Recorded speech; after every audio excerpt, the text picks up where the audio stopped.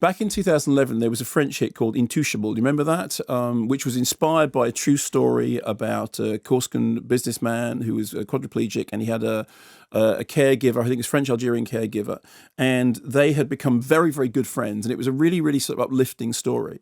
And this was turned into a movie which had these really charismatic turns by Francois Cluzet and Omar Sy as the wealthy businessman and his caregiver. And the film became a huge sensation. I mean, like really, really big.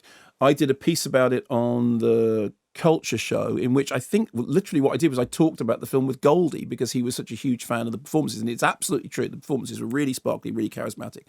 Well, now we have a revisiting of that story in this film, The Upside, which takes that central dynamic and recasts it with Bryan Cranston and Kevin Hart, respectively, playing now an American, a very wealthy American, and an ex-con who forge an unlikely friendship after the ex-con goes for a job that he thinks is a job as a janitor and then discovers that actually it's not what he thought it was. What are you doing? Oh, relax. It's not a hold-up. I mean, even though you've been holding me up for damn near an hour out there. Are you delivering something? Yeah, employment papers. I just gotta have somebody sign it. It's gotta be like a manager or the owner. Is that you? Nah, it ain't you. Is that you, boss? Yes. Fantastic, man. Just sign this for me, please. How would I sign it? I don't know. Slowly. Wait, don't your arms work? They don't. Hey, what about you, sweetie? Why do you need a signature? I don't need a signature. My PO needs a signature. As a matter of fact, you should put your number down here just in case you on the phone or check in. That way it looked like I did what I said I was gonna do. And if she asks, just say an extremely attractive candidate came in here, but y'all weren't looking for a supermodel. I'm sorry, who might phone? My PO. P.O.? His parole officer. What's that look about?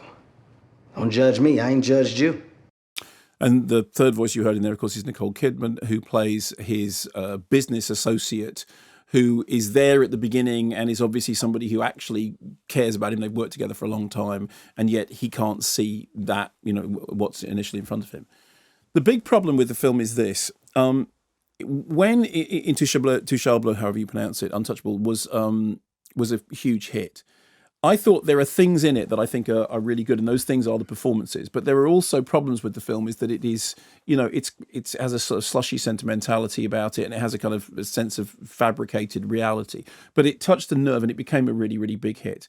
And I think the reason it did is because of the cast. And I think that what this manages to do is to accentuate all the things that were wrong with the original, while simultaneously taking away the central chemistry of the original casting.